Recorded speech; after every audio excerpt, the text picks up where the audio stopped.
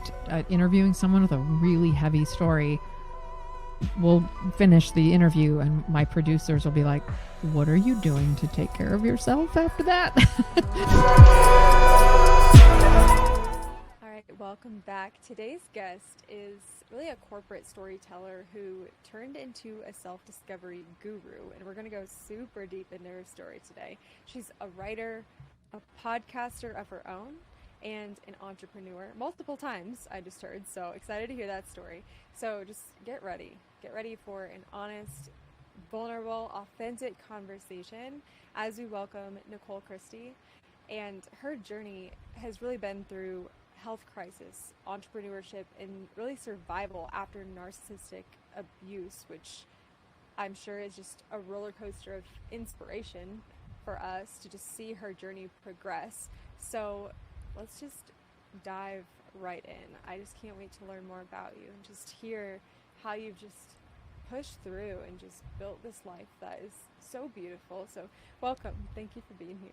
Thank you so much, Jamie. I'm honored. All right. So, yeah, I mean, you have quite the story. I would love if you could. I think we should definitely go there. But before we do, could you share a bit more about what you've created now? I want to kind of start there, and then we can kind of look back in time of how we got here. Yeah, that's a great idea. I love this approach. So I currently am on my second journey of entrepreneurship. So I have a storytelling studio called Tula Productions, and I work with mostly Fortune 100 corporations and also notable individuals to tell their story, as I say, on the mic, the stage, the screen, or the page. So whether that's developing a podcast, it's putting together a keynote speech, it's a written sort of thought leadership piece, or maybe like a video or a television appearance. I help people tell their personal story or tell the brand's story, or a little bit of both. So that's one part of my sort of day to day. And then the other is just a year ago, I actually launched my own podcast. I have a history at Microsoft. I hosted a podcast for Microsoft called Managers One-on-One and really fell in love with the medium of podcasting. Most of my career has been as a writer, so this was a fresh way to tell stories. And I launched my podcast called Here For Me a year ago, which is about the power of choosing yourself and how the best self-care comes from the inside. So it's self-awareness, self-respect, self-compassion, self-integrity. And I really learned about that the hard way through 3 years of sort of nonstop, one after the other, traumatic experiences that happened in my life that really taught me how to choose myself and show up for myself. So we tell those stories on Here For Me. I tell my own story, and then also have other people on who have been through life-altering experiences that taught them that same lesson. Wow. I love what it is that you do. It's wildly powerful. Thank you. And I have to bring this up because I'm like, what was the first business? This was the second one. This was the second one. This is the sophomore effort. So the first one was 2005 to 2017. So my career, my history is in corporate communications, employee communications, exec communications, PR, branding, all of that. And I went out in 2005 on my own to start my own communications firm. So sort of similar, but with less of a focus on storytelling and more like straight up communications for companies, and very much focused on the Fortune 100, and very, very, very corporate. I think the piece of it that I bring to my business now is more human storytelling and bringing either the emotional side of a product or an organization or a notable person or an executive's personal story to life in different multimedia channels. But yeah, the first one, 12 years of running my own comms firm, which was an amazing journey, and I loved it. Wow, that's so neat. It's neat. I was almost expecting it to be a story of it was out of alignment with you, or just didn't, like you built something maybe that you didn't love, but it actually doesn't sound like it was that at all. It almost sounds like just a beautiful natural progression into this. So yeah, that's really cool. Yeah, I mean, it's funny, like I had a few different moves in my career, a few different roles, but the biggest chunk of my career was at Microsoft, and I had 2 lifetimes there. So 2000 to 2004.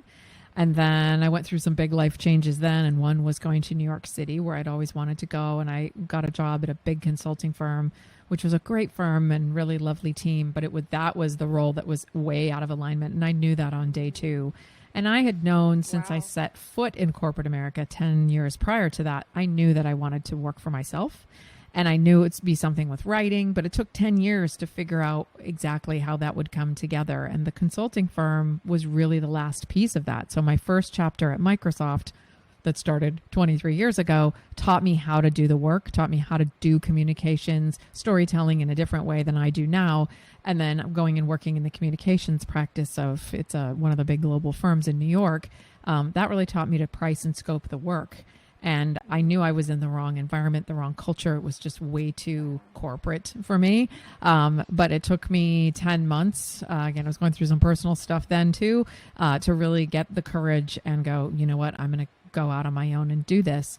And then I started the communications firm, and basically took everything I'd done at Microsoft and at the consulting firm and started doing it for my own clients. So yeah, it was amazing. I mean, and what happened after 12 years of that was I was like, okay, I've been doing this for 12 years. I feel like I'm kind of burning out. I didn't really know why. I was like, do I not like the work anymore? Do I not like being self-employed anymore? And it was a little bit of both.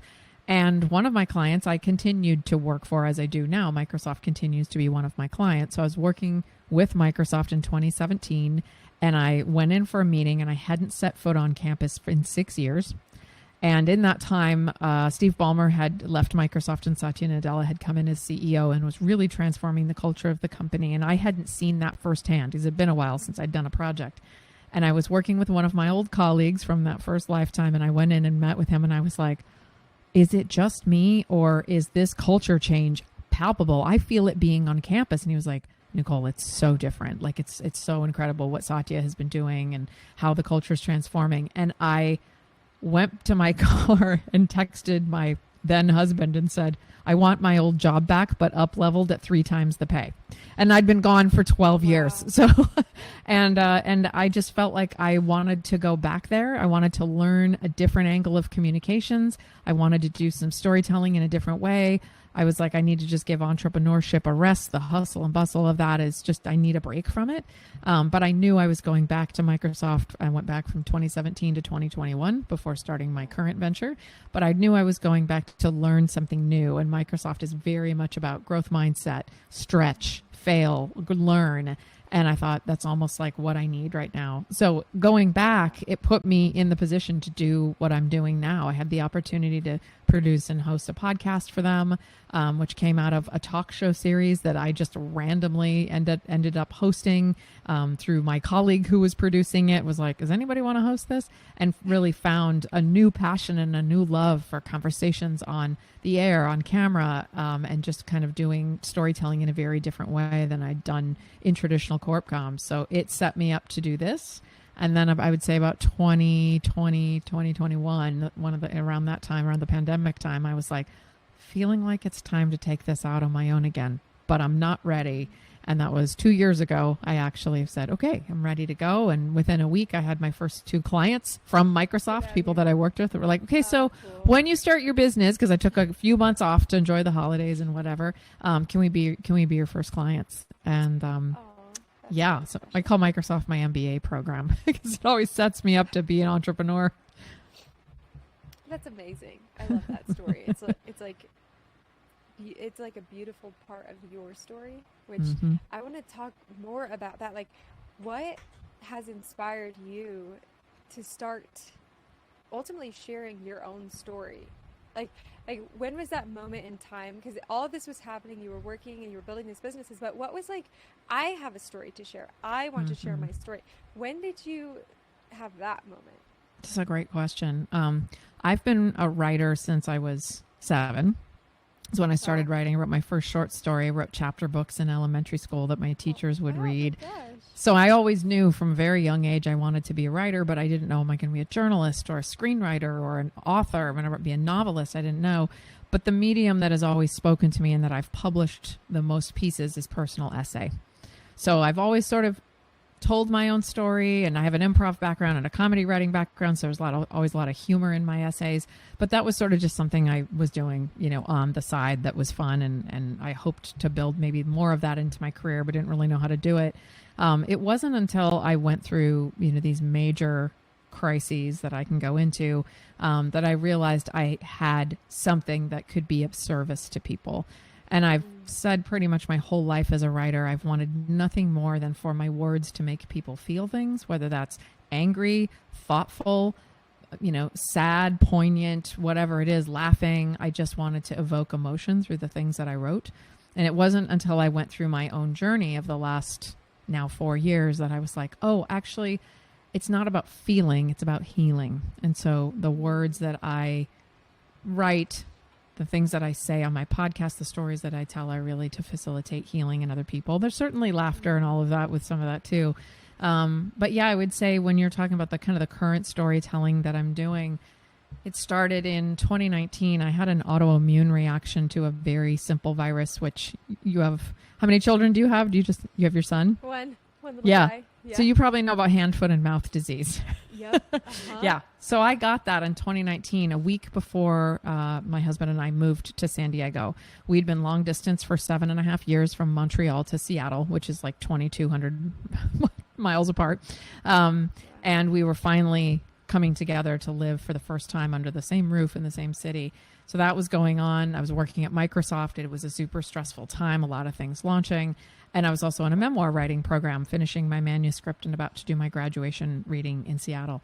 And I got hand, foot, and mouth disease. And then they think that just all the stress I was under, my immune system attacked itself and turned into a secondary condition called erythema multiforme, which I'd never heard of, but it looks like you have target lesions all over your body.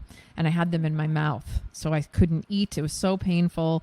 I couldn't even drink water. Everything burned my mouth that I put in it. I lost 8 pounds in a week. Was turned away from the ER twice. They kept saying, you have hand, foot, and mouth disease. It's self-limiting. Be gone in a week. But it just kept getting worse and worse. And then it started to eat through the connective tissue, and I couldn't use my hands, and I couldn't walk. Felt like I was walking on shards of glass. And finally, the third time to the ER, my dad actually came up. This was when I was living in Seattle. My parents live in Oregon. My dad came up and was like, something different needs to happen with this kid. And they hospitalized me. And I was like, I have to move to San Diego in 8 days. So how long am I going to be here? Like, I need to pack stuff. And they were like, oh, probably just a night or two. We need to get you on hydration, nutrients. We need to, administer the meds you need to be on through an IV, steroids, painkillers, antivirals, everything, because I couldn't take anything by mouth. And I ended up being there for a week and was released the day before I had to move. So my parents and my husband are getting me ready to move. And then what ended up happening, as what happens with hand, foot, and mouth disease, is I lost multiple layers of skin. And because this was so deep, I was basically peeling skin off my hands like gloves. It was just coming out in giant sheets. And my feet, same thing, like no-show socks, just peeling skin off.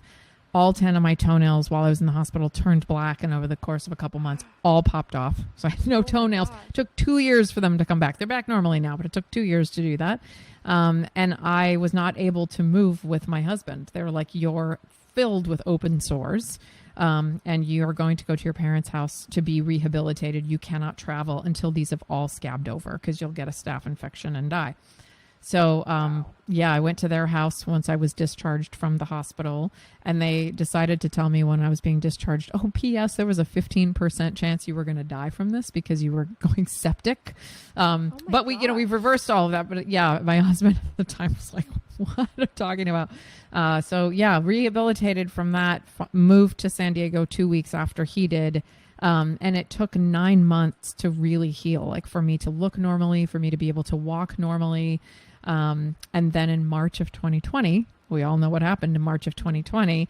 The lockdown happens in California mid-March. About a week or two later, my eye is watering profusely. I'm thinking, what is going on? I must have allergies or something. It's spring in San Diego where I live. And I went in the mirror and I found a lesion on the inside of my lower eyelid, like a skin tag. And I thought, what in the world is this? But nobody could see me during COVID until July. So it took a very long time for me to get in, and they removed it. It was growing rapidly. So finally I was like, someone needs to look at this. This is really weird. I'd just been to the eye doctor 2 months prior also. So that's how fast it had popped up. And they removed this, sent it off to pathology, and they had told me, oh, there's like a 20% chance that it's cancer. It's a 5% chance it's, this particular kind of cancer. And that's exactly what it was. So that kicked off a 15-month cycle of dealing with ocular cancer. And I'm living in San Diego. There are 300 ocular oncologists in the world and none in San Diego. So I find a center of excellence at USC Roski in LA. And we're going every month up to LA. I had 3 surgeries over the course of September 2020 to April 2021. So we're going to LA for that. Every month we're going up for immunotherapy treatments, which I call chemo light. Right into my eye. I was thankful I didn't have to have an infusion because obviously that comes with its own set of side effects, but right into my eye, 4 or 5 hour appointments of MRIs and scans and pictures and being poked and all of this. So we get to the end of this journey in February 2021 and something had popped up in the last month, like between the January and February monthly appointments. And they're like, we're 70% sure it's scar tissue, but we need to biopsy. So we need to go in and do the surgery again, scoop it out, send it off. And if it is back, it's super aggressive. We have to operate within 7 to 10 days to save your eye and potentially your life. Because what they worry about with ocular cancer, even though it was like on my eyelid, it's the lining of the eye. It's like it's your conjunctiva. If you get pink eye conjunctivitis, right? It's the outside of your eyeball and the inside of your eyelid is the conjunctiva. So it's technically like a skin cancer, but because of the mucous membrane and the way that it's composed, they worry it's going to go to the back of the eye, to the brain, and into your head and neck lymph nodes. So I'm getting CAT scans and MRIs, part of my life now. At this point, it's been a couple years, knock on wood. It seems like we're all clear, but yeah. So they're like, we have to go in and take this out. And they did that and then said, yeah, it's back. So now you get to go have the radical surgery we've been trying to avoid, where they took half of my eyelid. So it literally, the cancer was, they were able to map it, right? And then they do something called Mohs surgery, where they take as much as they can see on the MRI, send it off, and the pathology comes back right away while I'm still under general anesthesia. Nope, you didn't get it all. You got to go back in. They take more until there are clean margins. So they had to go back in only once, thankfully. But what they also knew from the MRI from my very first appointment is that not only was it that lesion and the half of my lower eyelid, it was down the side of my nose and my tear duct. So interestingly, I'd gotten cancer in the part of the body that, we really express our emotions through. So I had to have that radical surgery. I have a picture of it on my website on NicoleChristie.com. If anyone likes gory photos, on my podcast page with the episode 2 of season 1 has some photos, and it's pretty gory and disgusting. But yeah, so they rebuilt cut all the cancer out. I have a tear duct, new tear duct, and I had a stent in there for about 6 months just to make sure that everything was flowing properly, and completely rebuilt my eye. So one of the best oculoplastic surgeons in the world, thankfully, is here at UCSD in San Diego, and quite literally saved my life. So that happened. And that was, you were asking about how I got to sort of where I am right now. We were talking before we got on. That made me realize I've been through these 2 major things. It's a huge wake-up call. What am I not seeing clearly? Or literally like seeing clearly. The first thing was really like realizing the skin is the ultimate boundary. Your nails are your body's ultimate boundary. It's the first line of defense. Where am I not setting boundaries? I had some healer friends that helped me kind of dive into the metaphysical of that.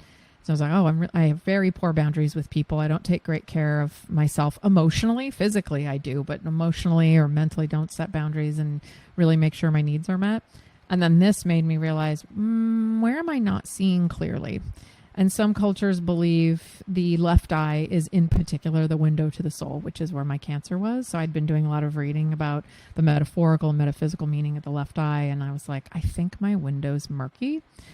So I started looking at my life and I realized it is time to leave Microsoft, not for any bad reasons. It's just time to choose yourself and go out and do storytelling the way that you know you're born to do it, telling your own story in a variety of ways. So I do, keynote speaking and my podcast and writing, and then also telling the stories of other people who have been through life-altering things that helped them to realize, hey, I wasn't showing up for myself. And then what also became apparent to me that escalated during the pandemic and during my cancer, that had always been there for 10 years of being with my now ex-husband, is that, I was actually in an abusive, emotionally and verbally abusive relationship. And it really hit its peak the night before my last cancer treatment, which was the day they told me we think it's back, which they confirmed shortly after. And I knew in that moment in February of 2021, I can't stay in this. So I need to choose myself and go start the business and the podcast that's been nigging in the back of my head for a while. But I also need to leave this marriage at some point. And I just didn't know in that moment because I was so worn out from fighting health stuff at that point, almost 2 years, that I was like, I don't know when I'm going to feel mentally or physically ready to do this. And it wasn't for another year and a half until September 2022, working with a therapist who specializes in narcissistic abuse recovery, which is what I identified I was dealing with. My husband is not diagnosed as that, but the behavior was consistent with it. And working with her for 10 months every week to build an emotional toolbox to help me survive in the relationship and get strong and get my needs met as best I could, and kind of deflect all of the contention that would happen in our house. And then also, after that, starting in March of 2022, going and getting physically strong, going back to hardcore Pilates that I do, getting my body strong and making my outsides as strong as my insides. That was really important to me, that I feel like I have an actual backbone that represents the titanium metaphorical backbone I've built through all this therapy and all these skills that I've built through her. So yeah, it wasn't until September 2022 that I said, this is no longer working for me, and it's done. And we're just 3 days short of that being finalized. So it's a whole year of, you file, and then there's in California, there's a 6-month waiting period for everything to be officially said and done. And we're just coming up on that final moment. But there's, the filing of the papers and the filing of the final papers. And then you just sit there and wait. And I'm finally almost at the end of that journey. So yeah, it was a lot of choosing myself and learning to advocate for myself through my health, through, a spouse who was very difficult to live with, just over and over and over at my work, advocating for myself, and then starting my business.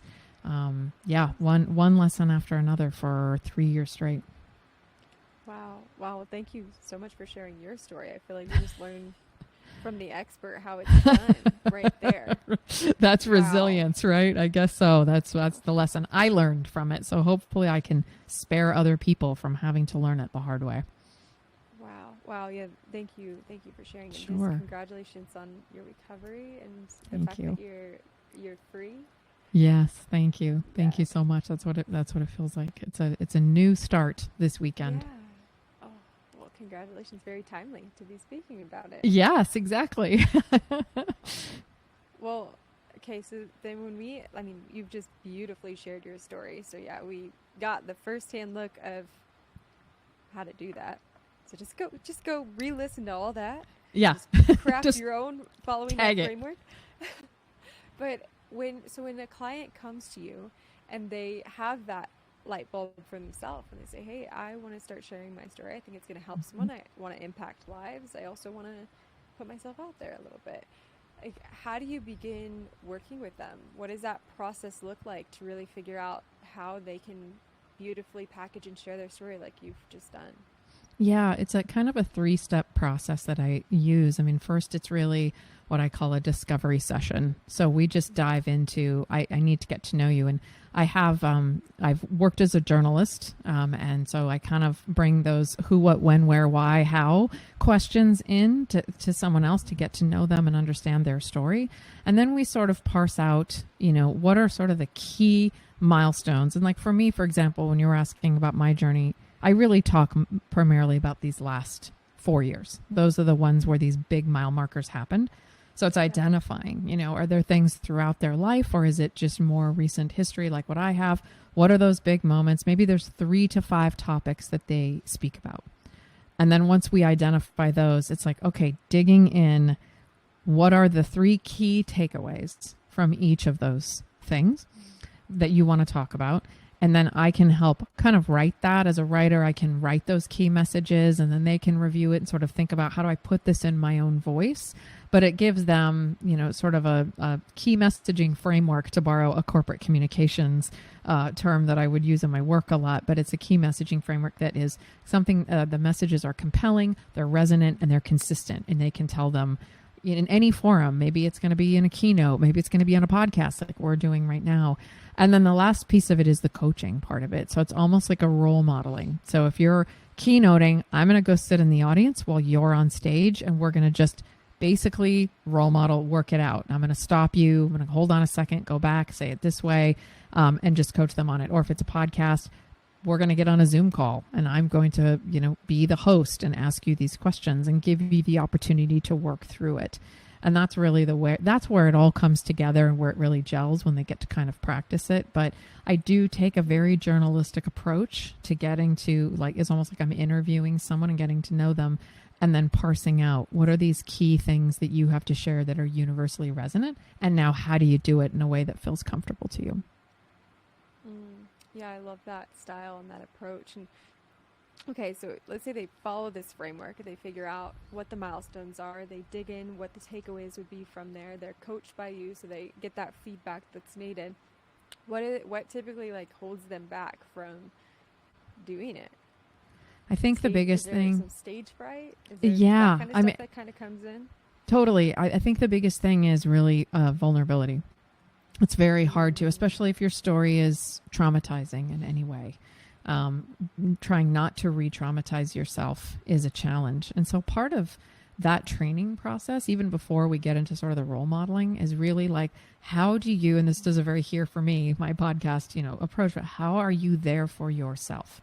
What are you willing to talk about that is resonant and moves people without pulling you into the experience in a way that you feel like you start drowning? And also, even so, just telling your story, like you said, the stage fright or whatever it is, how do you take care of yourself before and after those opportunities?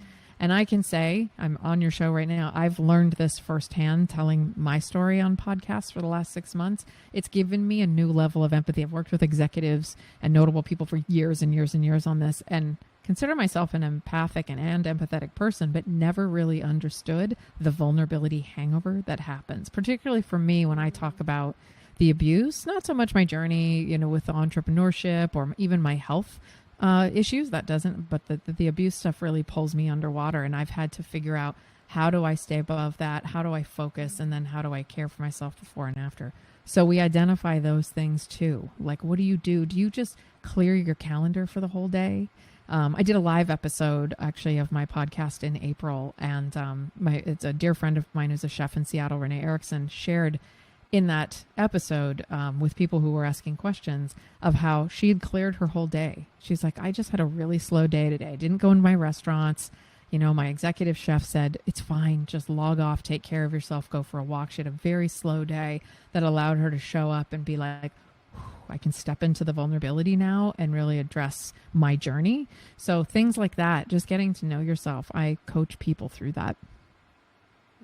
Yeah, that's really, really special. Yeah, I've thought of the vulnerability piece, but not of the need for recovery after, and like allowing yourself to have that space. It's really, really important.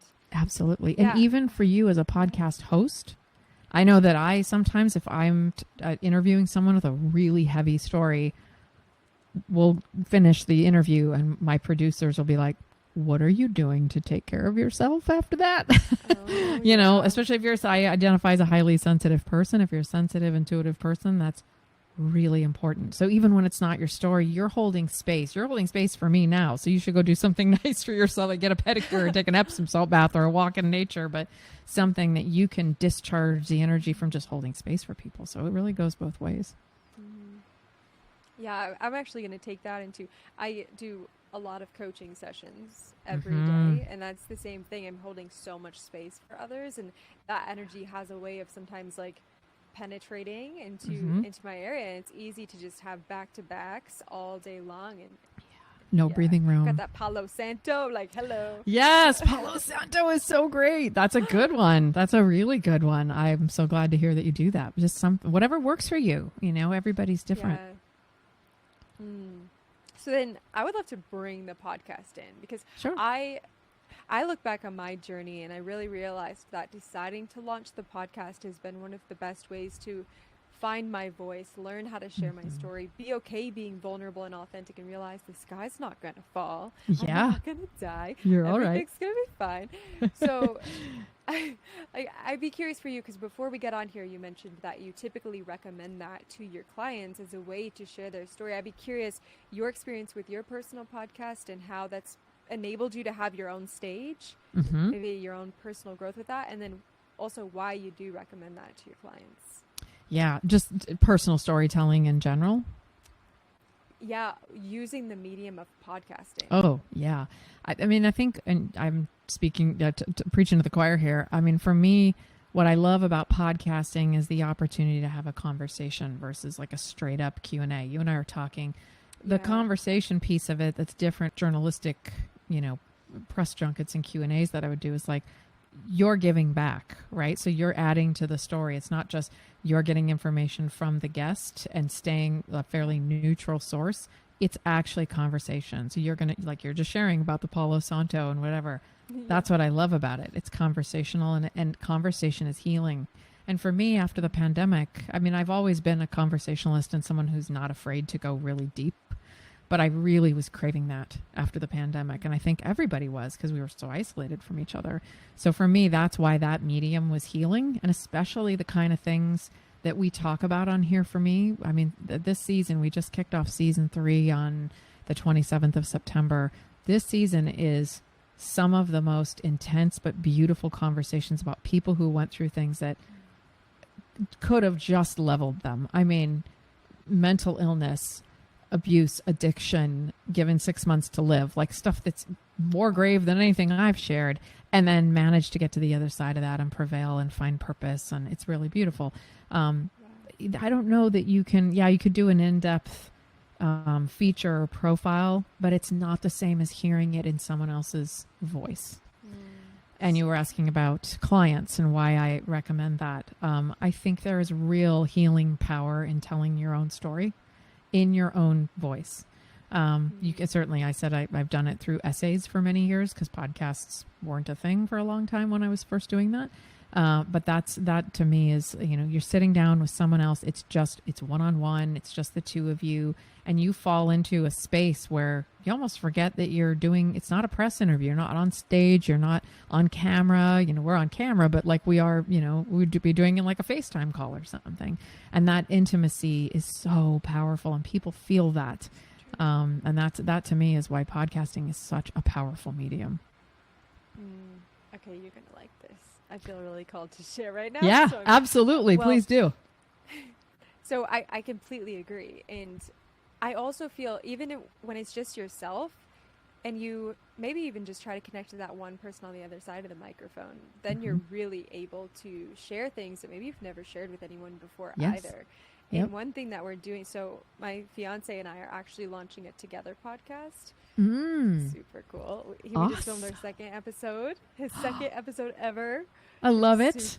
So fun. So he's really getting into sharing his story and showing up on camera. And I love it. The cool part about this, like tying it into what you were saying about us being able to just have this conversation, is we have this idea of actually changing the way podcasters podcast versus feeling like you need to be in a studio or behind this. I got this light and this camera and this fancy looking microphone. And yes, we're face to face in a Zoom call, but what the idea of our show is we're actually going to be having conversations in nature's studio.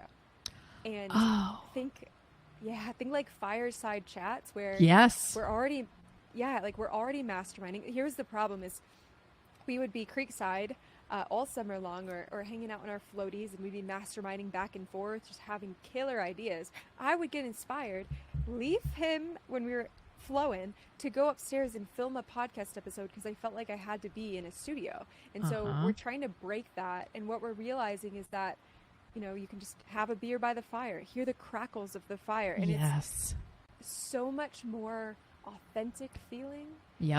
And so much more conversational. So just to your point, I just love it. So I just hope to see the industry start to shift a little bit away from professional and more to the authenticity that is. I could not agree with you more. In fact, when I was at Microsoft, one of the things I would do is speak to people at the company, particular other communicators at the company, about a podcast, about producing and hosting, and how do you do this? Because more and more of them were like, oh, our executive has this thought leadership platform and he wants to do one, even if it's a limited series. Some people just do 3 to 6 episodes on a specific topic. It's not meant to go on and on. And exactly what you said, one of the reasons that it's so effective, and I had in my PowerPoint like a little graphic of people around a fire, and I said, this is the oldest form of telling stories. People wrote hieroglyphics on, cave walls, and then they were, around the fire. And I'm sure you're familiar with the moth. George Dawes Green, who founded the Moth, the reason it's called that is because he remembered telling stories, people in his family, neighbors coming together on a porch. And he always remembers the moths. He grew up in Georgia. All the moths that would be flying around while people told stories on a porch, probably with a fire somewhere not far from them, outside. So exactly what you're saying. It's the root of storytelling. And I love that you're doing that. Oh, yes. Thank you. And it's more approachable too, Oh, for sure. Oh, yeah. It's so fun. Well, yeah, I love that you're bringing that into the space and just helping them share authentically. And I should be curious with the authentic piece. Mm-hmm. The question that's like popping up is it ever too authentic? Or is there like a line where it's too, you know what I mean? Yeah.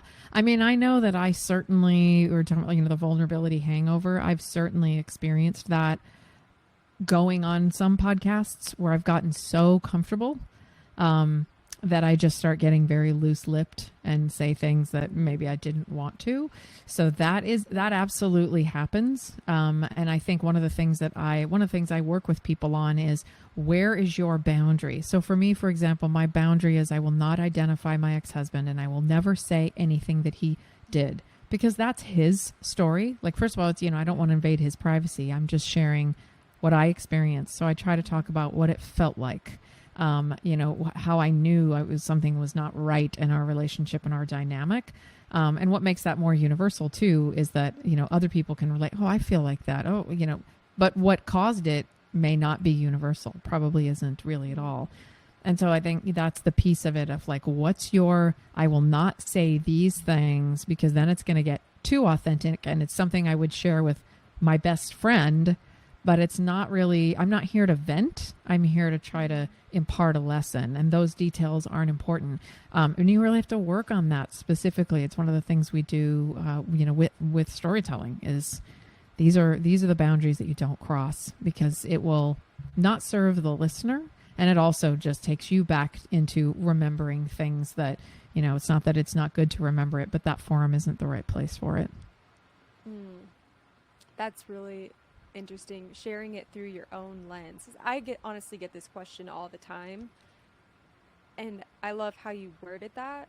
It's sharing it through your own lens without throwing other people under the bus, because at the end of the day, it's your story. Yeah. A lot of people will say, well, my family's going to know I'm talking about them even if I don't say their name. What if they hear this and they finally hear my side of the story? I don't want to offend them. I don't want to upset anyone. Right. If you just keep it on what's your experience.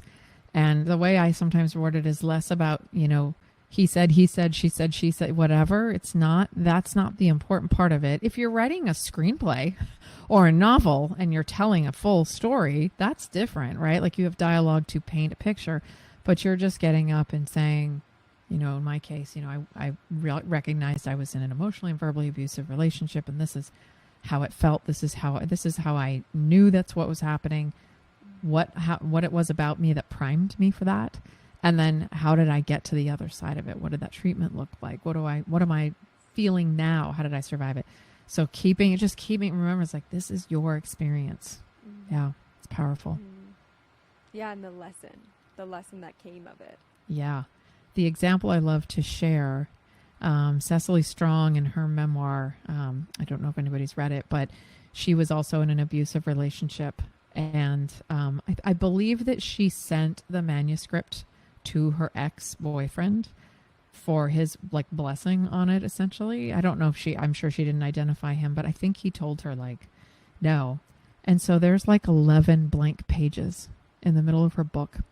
And I literally have chills right now. It's so powerful, because it's almost like this was a huge chapter in my life.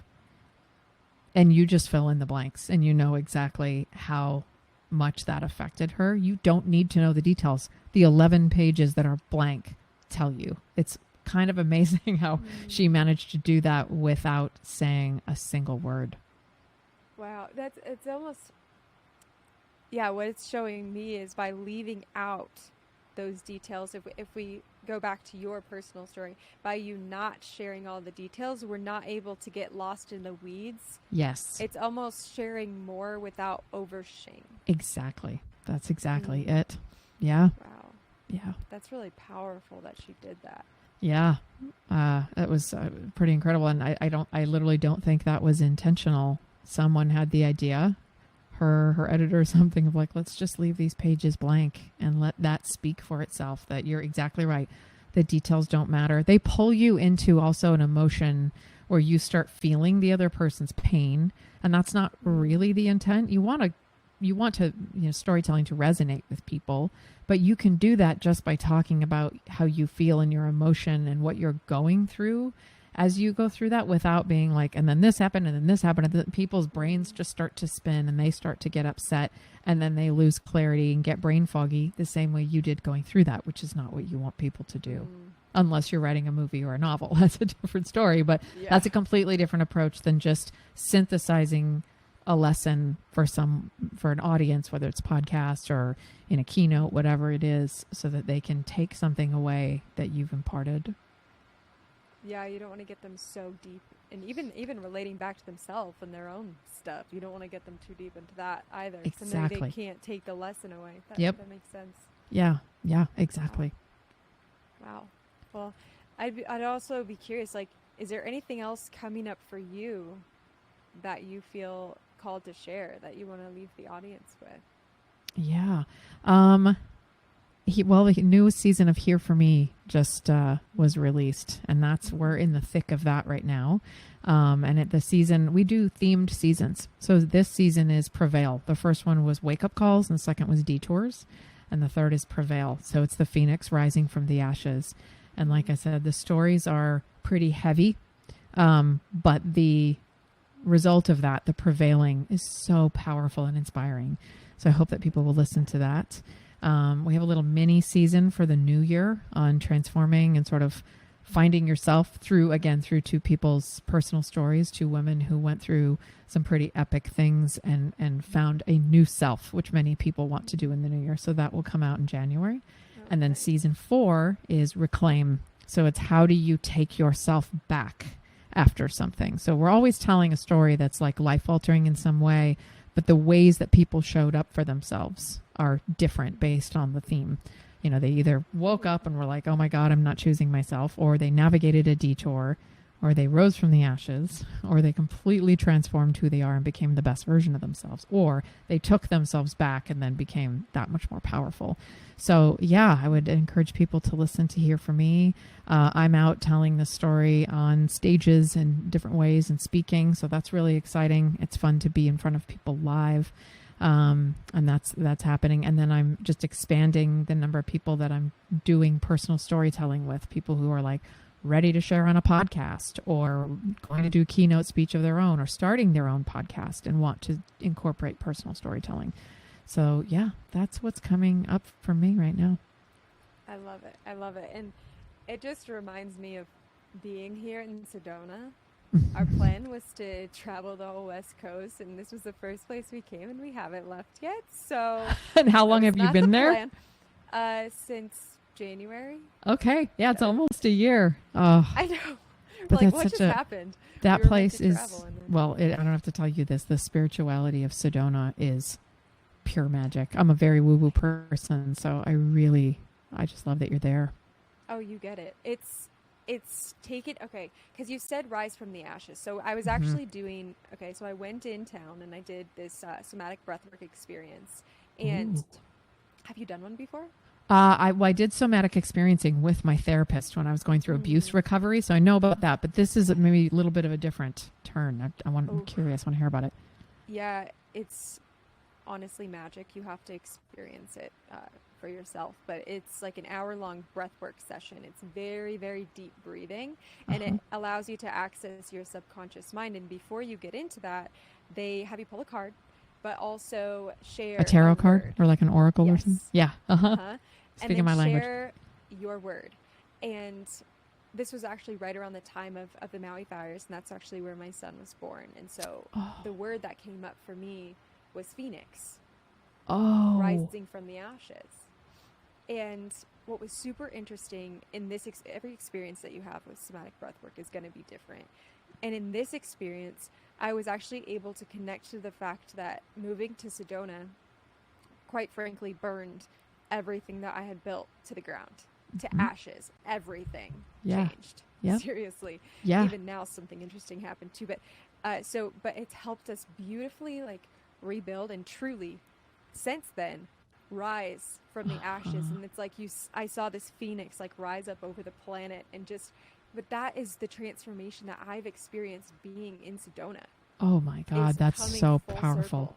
Oh, but what's wild is my podcast is called Aligned with Purpose, and so this entire journey I felt aligned, but then coming to Sedona, it was like, hold on. This is a whole other level of alignment that Sedona has brought you. It's tower moment, in tarot, when they talk about the tower, when the tower crumbles and everything burns, you had your huge tower moment in Sedona. Yeah, definitely. Oh, I'm feeling that right here for you. And I'm also want to, Maui is a special place. My ex-husband and I spent time every summer there. We had friends who had a vacation condo, and we'd go for a month for years. And then we got married there, and I'm actually leaving to go there on Monday to mark the official end of this chapter. Like the day after our divorce is final, I'm flying out by myself to go for a week and just, maybe I need to do some somatic breath work, because I just need to find someone who can walk me through that in Maui. But I love that you have that connection and that your son was born there. Oh, it's so beautiful. Oh, you're going to have a blast. I'll follow along and capture your pictures. Thank you. Well, thank you so much for being here. I'll share all your links down below for those who want to check out your podcast. Thank you so much. This has just been a joy. And I love the connection that we've had. I need to come down to Sedona and say hello and check out your breathwork person. What a wonderful exercise. I love it. Oh yeah, it sounds like it. I love everything about it.